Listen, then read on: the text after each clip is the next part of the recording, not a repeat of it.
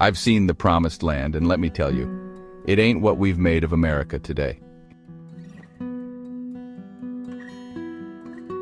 You see, we've strayed from the path, wandered far from the light of our forefathers, but there's hope. Yes, sir, there's always hope when you turn your eyes to the heavens.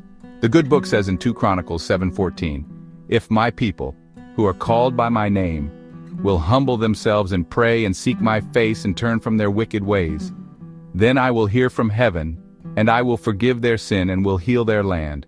Now, ain't that a promise worth holding on to? We've been chasing after false idols, money and power, thinking they'd make us great. But greatness, true greatness, comes from above.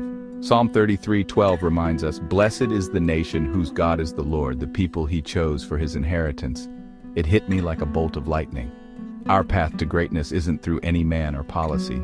It's through humbling ourselves before the Almighty, making him number one in our lives and in our nation. We need to return to God, individually and as a country. Only then will we see the America we dream of, shining like a city on a hill. Now, I know some folks might say this is just talk, that faith can't fix our problems. But let me tell you something. Faith can move mountains, and it can surely move a nation. Remember what the Lord said to Solomon in 2 Chronicles 7:19-20?